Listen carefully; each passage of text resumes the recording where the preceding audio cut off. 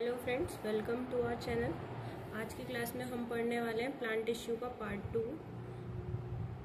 Friends, अगर आप किसी वन डे एग्ज़ाम की प्रिपरेशन कर रहे हैं, लाइक एसएससी है, सीजीएल है, आरआरबी, DSSB है, ऐसे किसी भी एग्ज़ाम की प्रिपरेशन कर रहे हैं, या फिर आप एक स्कूल गोइंग स्टूडेंट हैं, तो आप ये वीडियो को कंटिन्यू कर सकते हैं। और मैं खुद एक गवर्नमेंट टीचर हूँ, तो आपको जितनी भी चीज़ें मैं बताने वाले हूँ उनको ध्यान से सुनिएगा। तो एक्सपीरियंस के साथ मुझे इंपॉर्टेंट क्वेश्चंस मैं आपको शेयर करने वाली हूँ, तो आप लोग ध्यान से सुनिए। और जिसने प्लांट टिश्यू का फर्स्ट पार्ट नहीं देखा है वो फर्स्ट पार्ट देख सकता है। और इसमें हम पढ़ेंगे परमानेंट टिश्यू, जिसमें मैंने आपको पहले क्या बताया था, प्लांट टिश्यू दो पार्ट्स में बाइफरकेट होता है, मेरिस्टेमेटिक टिश्यू और परमानेंट टिश्यू। मेरिस्टेमेटिक टिश्यू के बारे में मैंने पहली वीडियो में सारा एक्सप्लेन किया हुआ है। परमानेंट टिश्यू के बारे में आज की वीडियो हम पढ़ेंगे। तो परमानेंट टिश्यू क्या होता है, जो लॉस्ट कर देता है अपनी कैपेसिटी सेल्स को डिवाइड करने की। ये मैंने आपको ऑलरेडी बता भी चुकी थी कि परमानेंट टिश्यूज कैसे होते हैं। कि जैसे जो सेल डिवीज़न होता है, सेल डिवीज़न एक टाइम आता है जब टिश्यू क्या करते हैं, वो कैपेसिटी को लूज कर देते हैं, तो उसको हम क्या बोलते हैं, permanent tissue. Simple permanent tissue, इसमें हमने दो टाइप के बताए थे, सिंपल परमानेंट टिश्यू और कॉम्प्लेक्स परमानेंट टिश्यू। अब सिंपल परमानेंट टिश्यू कौन से होते हैं, made up of only one type of cells. ऐसे टिश्यू जो सिर्फ और सिर्फ एक ही टाइप के सेल से बने होते हैं, उसको हम क्या बोलते हैं, सिंपल परमानेंट टिश्यू। अब इसमें हम कौन कौन से तीन पढ़ेंगे, पैरेन्काइमा, कोलेनकाइमा और स्क्लेरेन्काइमा। पैरेन्काइमा क्या है, मोस्ट अबेंडेंट प्लांट टिश्यू है, मतलब ऐसा प्लांट टिश्यू है जो सबसे ज़्यादा पाया जाता है। कौन सा है, पैरेन्काइमा। फिर क्लोरेन्काइमा आता है, क्लोरेन्काइमा जिसमें क्लोरोफिल के साथ होता है, वो परफॉर्म क्या करता है, photosynthesis. Parenchyma with chlorophyll which performs photosynthesis. तो क्लोरेन्काइमा क्या है, ऐसा पैरेन्काइमा जो क्लोरोफिल के साथ होता है और परफॉर्म करता है क्या, फोटोसिंथेसिस। एक होता है आपका एरेन्काइमा। एरेन्काइमा मतलब parenchyma with large air spaces to give buoyancy to hydrophytes. मतलब जैसे मान लीजिए यहाँ पे क्या है, काफ़ी ज़्यादा स्पेस है, किसमें, लार्ज एयर स्पेसेस। यहाँ पे क्या है, ये पैरेन्काइमा है, और यहाँ पे क्या है, काफ़ी ज़्यादा स्पेस है एयर का। तो ऐसे इसको हम क्या बोलते हैं, ऐसे टिश्यूज़ को हम क्या बोलते हैं, एरेन्काइमा। और ये हाइड्रोफाइट्स में होते हैं। हाइड्रोफाइट्स मतलब जो पानी में जो पौधे होते हैं, वो जो आपको ऊपर की सरफेस पे दिखते हैं, वो किसकी वजह से होते हैं, वो एरेन्काइमा की वजह से। ठीक है। अब नेक्स्ट है आपका कोलेनकाइमा।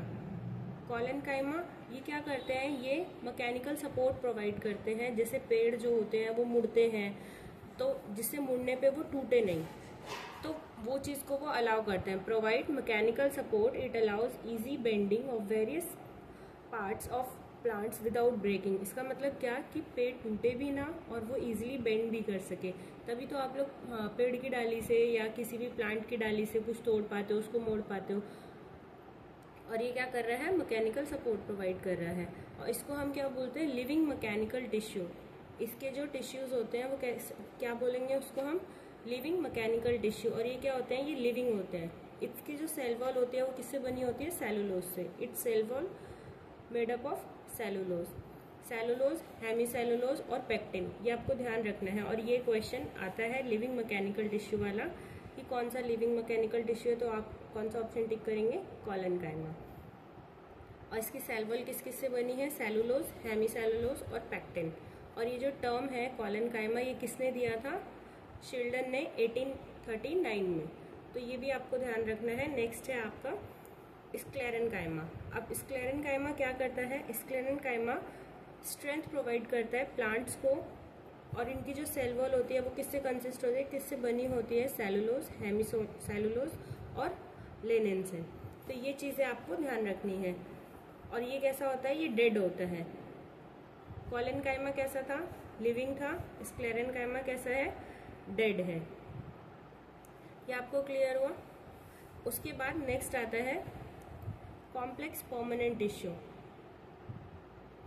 कॉम्प्लेक्स परमानेंट टिश्यू ऐसे टिश्यूज को कहा जाता है जिसमें more than one type of cells होते हैं, या फिर हम कहें जिसमें अलग अलग टाइप के सेल से मिलके जो बने होते हैं, made up of more than one type of cell. और ये जो सारे के सारे सेल्स होते हैं, ये क्या करते हैं, कोऑर्डिनेट करते हैं किसी एक कॉमन फंक्शन को परफॉर्म करने के लिए। जाइलम, जैसे मैंने आपको बताया था कि कॉम्प्लेक्स परमानेंट टिश्यू है वो दो पार्ट्स में बाइफरकेट होते हैं, जाइलम और फ्लोएम में। तो जिसमें से जाइलम है, जाइलम कैसे इसका जो फंक्शन होता है वो क्या करता है, वाटर और मिनरल को डाउनवर्ड टू अपवर्ड ले जाने में हेल्प करता है। आप इसको जाइलम और वाटर को क्या बोलते हैं आप हिंदी में, जल। तो जाइलम का ज और वाटर का जल, इससे भी याद रख सकते हैं कि जाइलम का क्या फंक्शन है। तो वाटर और मिनरल्स को प्लांट्स में जो रूट के थ्रू जो पूरे के पूरे लीव्स तक और सारे ब्रांचेस तक पहुंचाता है, तो वो कौन करता है, जाइलम। और ये कैसा होता है, यूनिडायरेक्शनल होता है, मतलब एक ही डायरेक्शन में होता है। जैसे मान लीजिए ये प्लांट है आपका, तो यहाँ से ये जो रूट्स हैं, रूट से सारा का सारा जो ऊपर की तरफ लेके जा रहा है वो कौन लेके जा रहा है, जाइलम लेके जा रहा है, जितना भी रूट से वाटर और मिनरल है। फिर नेक्स्ट होता है फ्लोएम। अब फ्लोएम क्या करेगा, फल, फूड, ठीक है। तो ये भी आपको ध्यान रखना है कि जो फ्लोएम है वो क्या क्या कर रहा है, फूड को और हार्मोन को ट्रांसपोर्ट करता है। और इसकी डायरेक्शन कैसी होती है, इसकी डायरेक्शन बाई डायरेक्शनल होती है। जाइलम क्या है, यूनिडायरेक्शनल है, फ्लोएम क्या है, बाई डायरेक्शनल है। और जो जाइलम और फ्लोएम होते हैं वो क्या उनको दोनों को मिला के अगर हम एक साथ देखें और उनको क्या बोलते हैं, दोनों को मिला के कंडक्टिव टिश्यू और वेस्कुलर टिश्यू। जाइलम और फ्लोएम को एक साथ हम बोलते हैं कंडक्टिव टिश्यू और वेस्कुलर टिश्यू। अब जाइलम था, जाइलम किससे बनता है, ये 4 टाइप के सेल से बनता है, क्योंकि हमने अभी क्या बताया कि ये कॉम्प्लेक्स टिश्यू है और ये more than 1 type of cell से बनता है। तो इसमें कैसे 4 टाइप के सेल्स बनते हैं। तो ऐसा क्वेश्चन आ सकता है कि कौन कौन से टाइप के सेल, इसका करेक्ट ऑप्शन नहीं है, या फिर कौन सा टाइप का जो सेल है वो जाइलम के टाइप से नहीं मैच करता है। जैसे अभी आपको अगर 4 टाइप्स पता होंगे तो जो कोई भी 5th ऑप्शन होगा या फिर कोई 3 इसमें से दे देगा, एक गलत ऑप्शन दे देगा, तो आप उसको चूज कर सकते हैं। या फिर ऐसे कोई 4 ऑप्शन दे देगा और एक बोलेगा कि कौन सा इसमें से जाइलम का टाइप ऑफ सेल है। तो आपको अगर ये नाम पता होंगे तो आप इजीली फाइंड आउट कर सकेंगे। तो जाइलम में कौन कौन से 4 टाइप के सेल्स होते हैं, ट्रैकेट्स, वेसल्स, जाइलम फाइबर और जाइलम पैरेन्काइमा।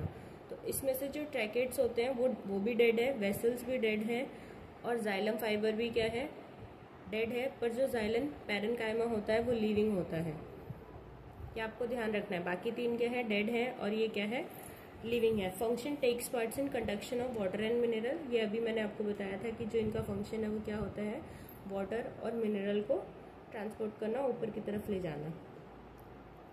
नेक्स्ट है जाइलम में पाया जाने वाला लिविंग सेल कौन सा है, ऐसा क्वेश्चन आया हुआ है एग्जाम्स में। तो जाइलम पैरेन्काइमा कौन सा लिविंग सेल है, जाइलम में पाया जाने वाला कौन सा लिविंग सेल है, जाइलम पैरेन्काइमा।